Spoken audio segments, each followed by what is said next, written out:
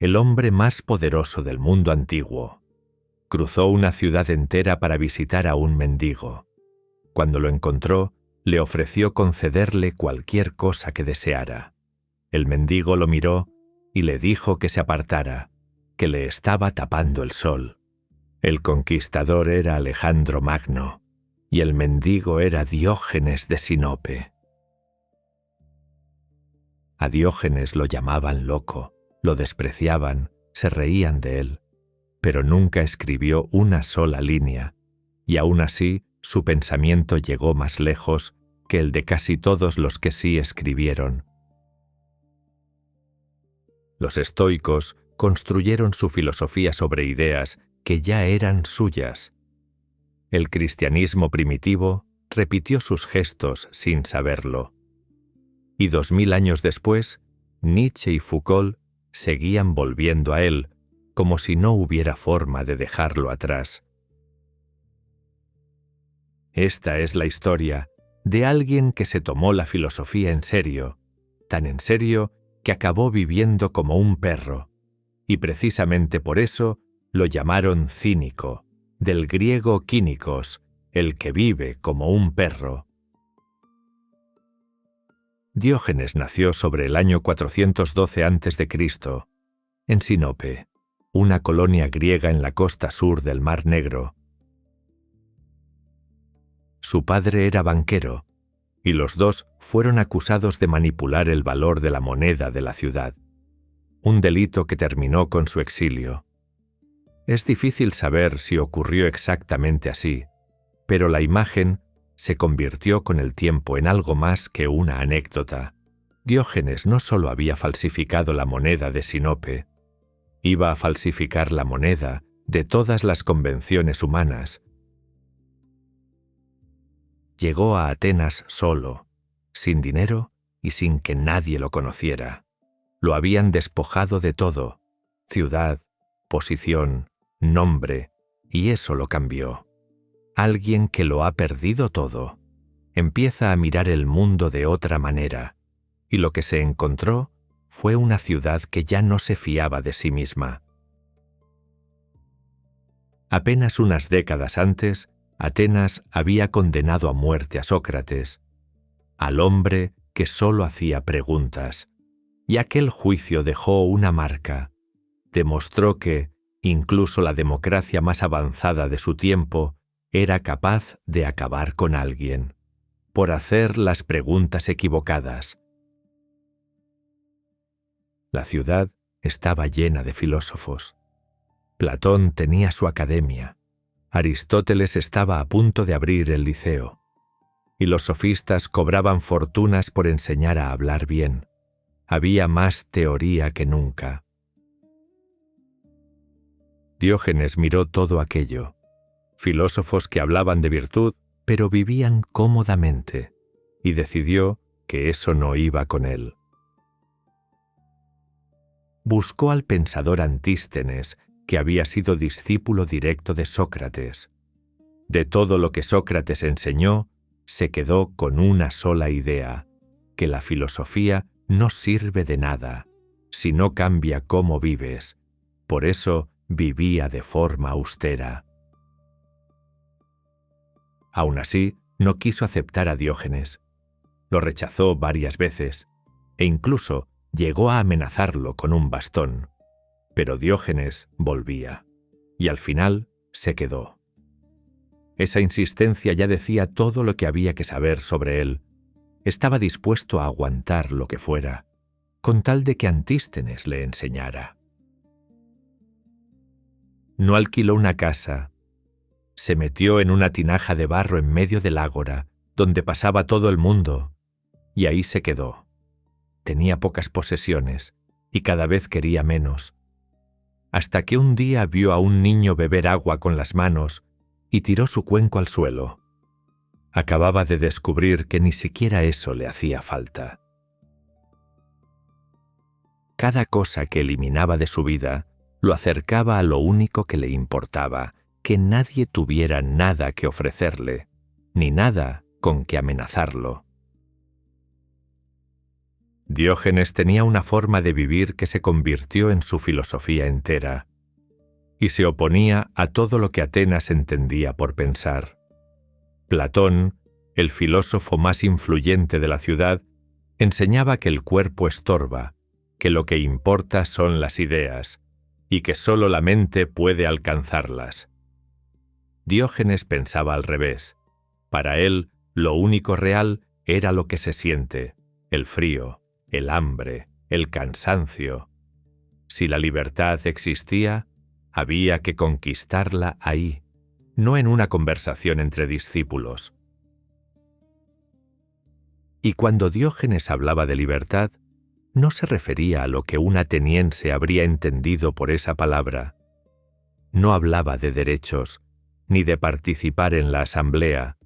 Hablaba de algo más personal, llegar a un punto en el que nada, de lo que alguien pudiera ofrecerte o quitarte, te afectara.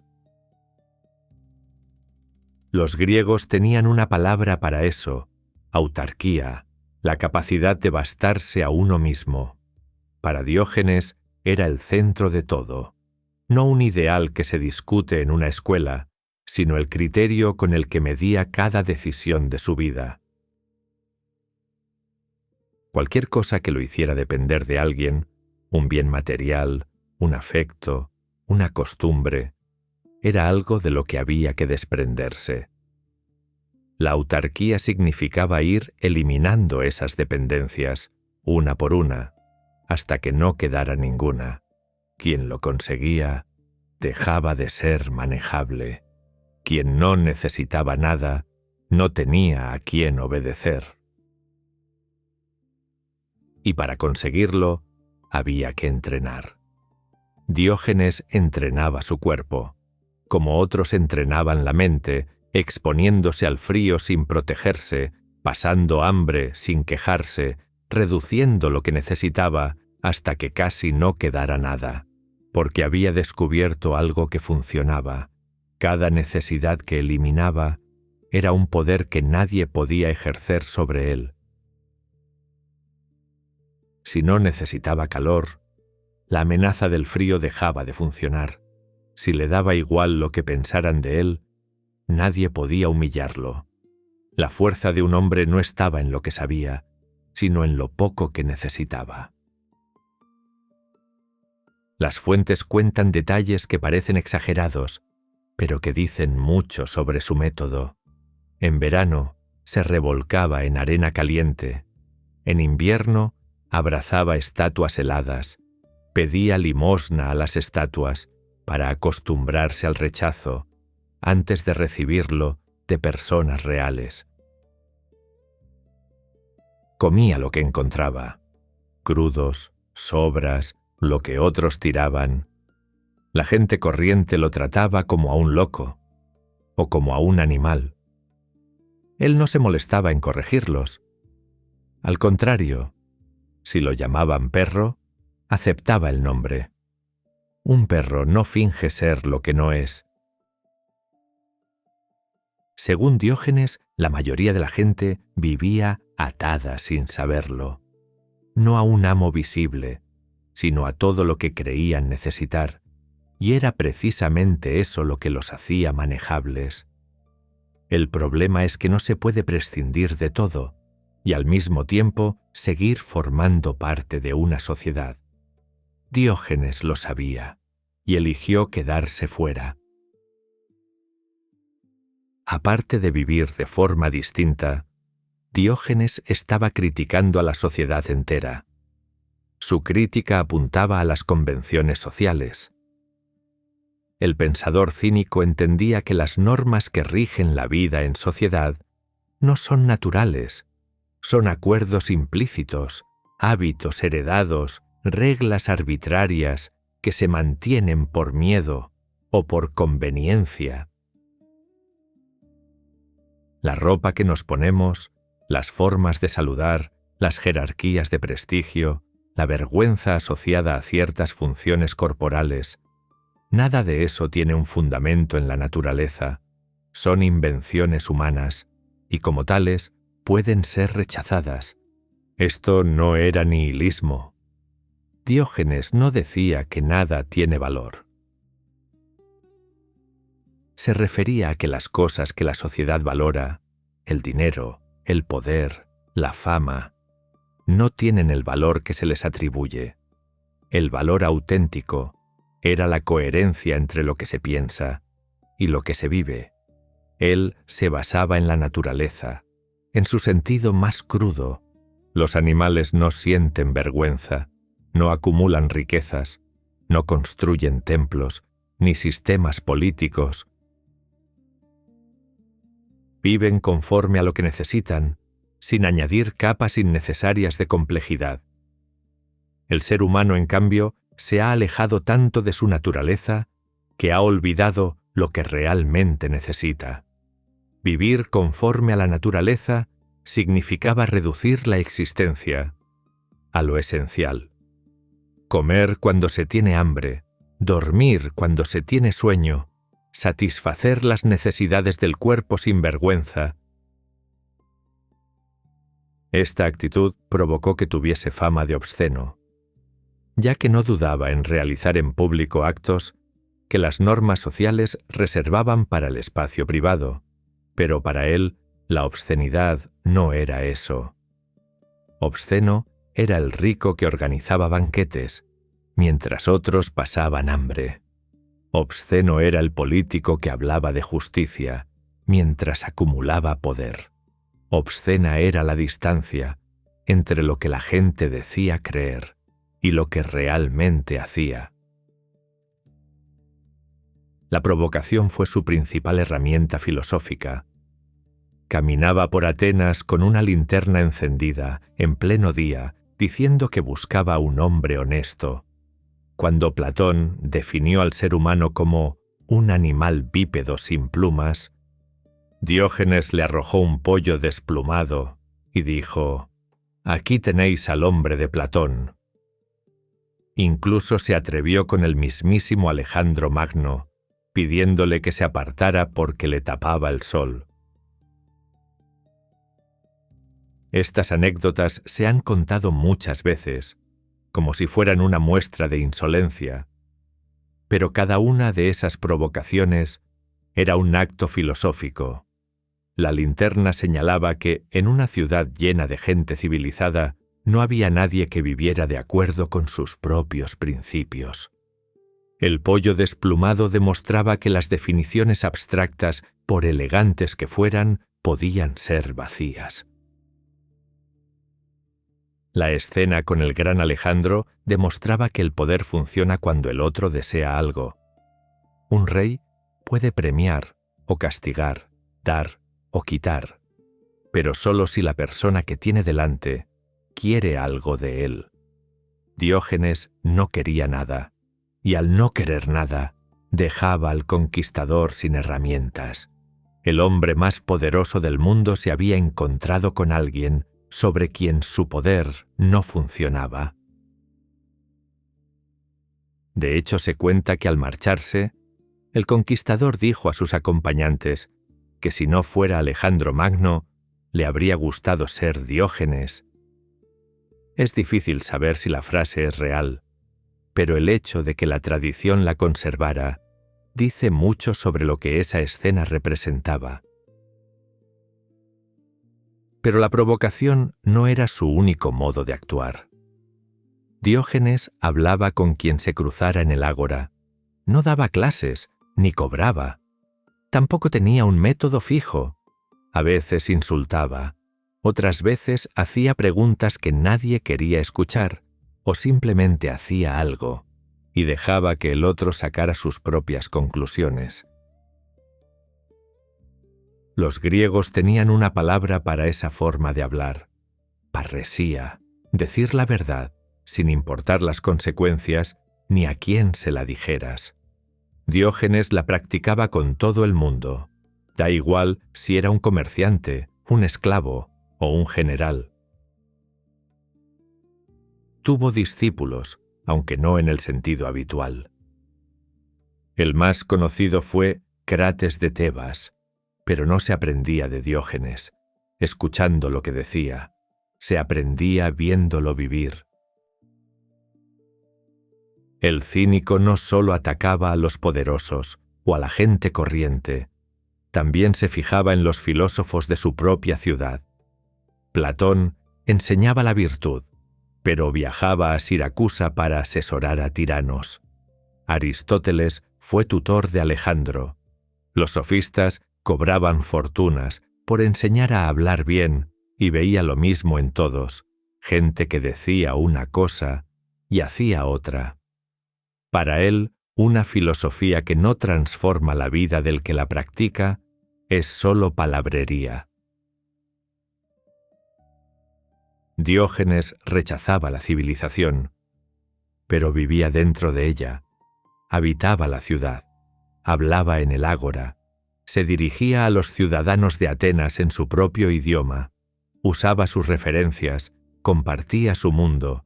Su crítica solo tenía sentido dentro del marco que criticaba. Fuera de la polis habría sido un ermitaño sin audiencia. Dentro de ella era alguien a quien no podías dejar de escuchar, aunque no quisieras. Y eso plantea un dilema. La ruptura total con la civilización es imposible. La provocación requiere un público. La crítica necesita un objeto contra el que dirigirse. El filósofo que pretende vivir fuera del sistema necesita al sistema como escenario. Diógenes necesitaba a Atenas, tanto como Atenas, sin saberlo, lo necesitaba a él. Sin la ciudad, sus gestos no significaban nada. Sin él, la ciudad perdía el único espejo que le devolvía una imagen que no quería ver. Desde fuera, su vida se parecía mucho a la de un mendigo. Él la presentaba como la máxima libertad posible, no depender de nada ni de nadie. Pero la línea que separa la pobreza voluntaria de la miseria real es a menudo cuestión de quién la mira. Para Diógenes, no tener nada era la forma más alta de poder. Para muchos de sus contemporáneos era simplemente un hombre degradado que dormía en una tinaja. La libertad tiene un coste que no aparece en el argumento: la soledad permanente, la vulnerabilidad de quien no tiene a nadie que lo proteja, el desprecio cotidiano de quienes no entienden lo que estás haciendo ni por qué. Y sin embargo, a pesar de todo eso, Diógenes no fue ignorado. Al contrario. Eso es quizás lo más difícil de explicar de su vida. Despreciaba el poder político, no aspiraba a gobernar, ni a influir en las decisiones de la ciudad. No buscaba seguidores, ni reconocimiento.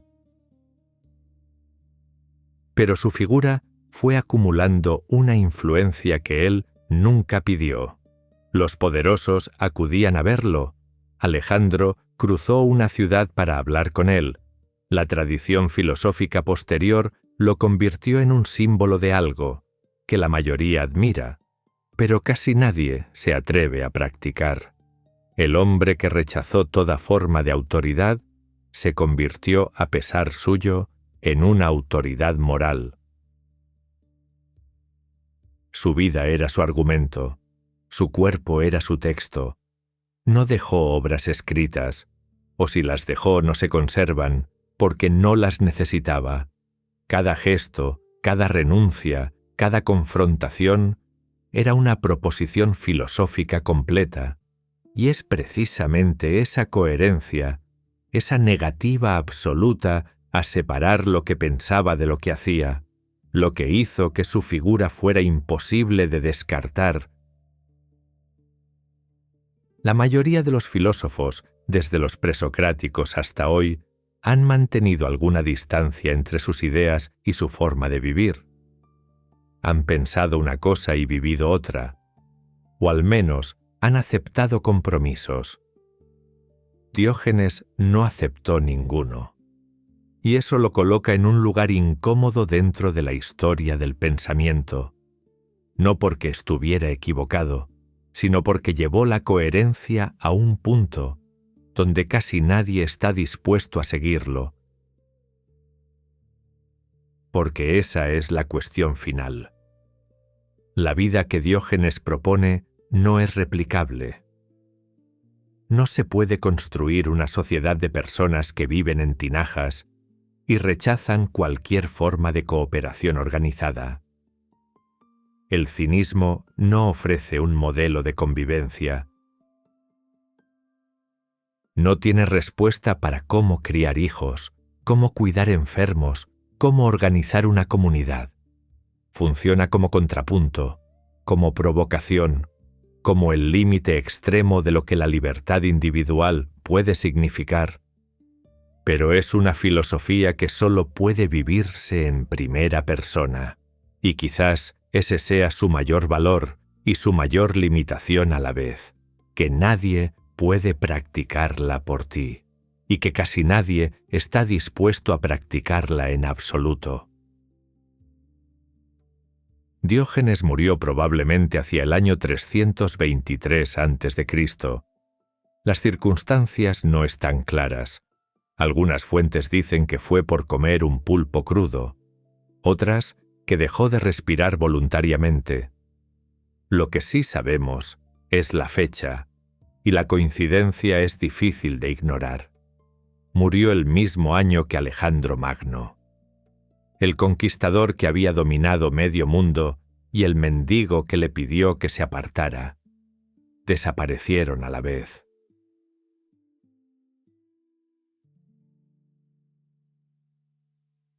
El cinismo no murió con él. Crates de Tebas, su discípulo más cercano, continuó la tradición, y con él, alguien que nadie habría esperado, Hiparquía, que venía de una familia acomodada de Tracia. Tenía todo lo que se suponía que una mujer griega debía querer: posición, comodidad y un matrimonio ventajoso al alcance de la mano. Como los cínicos. Aunque al principio éste intentó disuadirla, se desnudó delante de ella y le dijo que eso era todo lo que podía ofrecerle. Pero Hiparquía no se fue. Vivió como él, habló en público como él, y defendió su elección ante cualquiera que la cuestionara. En una cultura que apenas reconocía a las mujeres como seres pensantes, eso era un acto de valentía que igualaba o incluso superaba al del propio Diógenes. Pero como escuela organizada, el cinismo fue perdiendo fuerza con el tiempo. Su influencia, en cambio, se metió en sitios inesperados. El estoicismo, una de las corrientes filosóficas más influyentes de la historia, le debe más de lo que aparenta. Zenón de Citio, su fundador, fue discípulo de Crates. La idea estoica de vivir conforme a la naturaleza, el control de las pasiones, la indiferencia ante lo que no depende de uno, todo eso ya estaba en Diógenes. El estoicismo fue, en cierto modo, una versión domesticada del cinismo.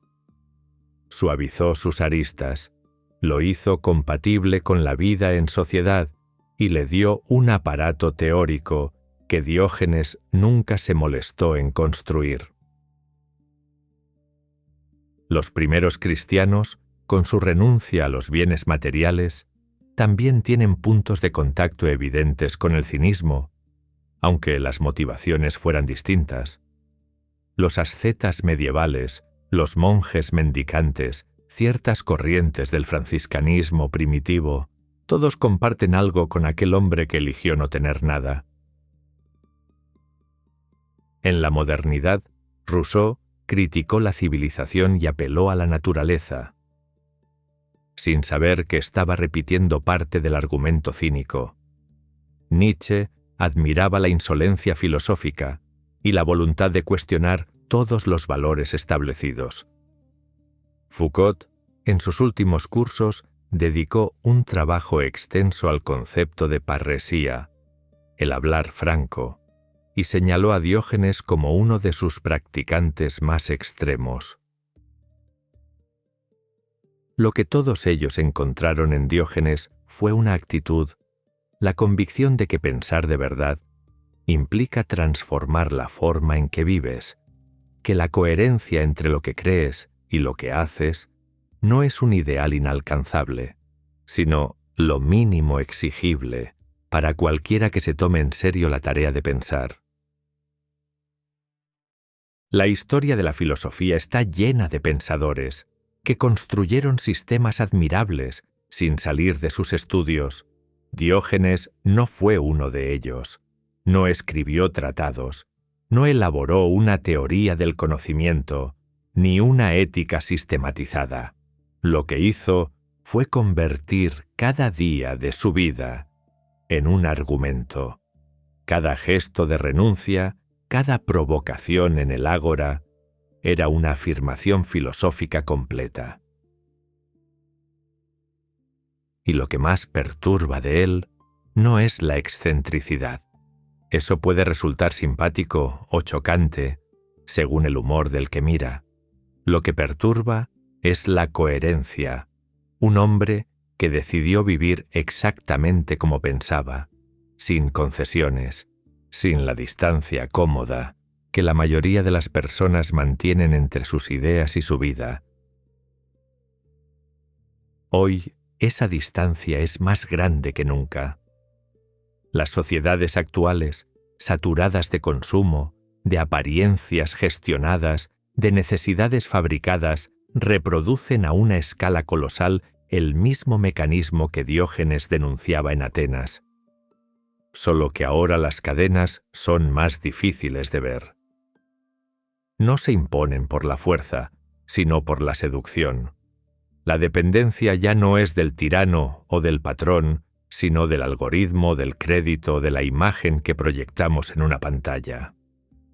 Hubo un hombre en Atenas que vivió dentro de una tinaja y que desde la más absoluta desnudez material miró a todo lo que lo rodeaba y decidió que no lo necesitaba.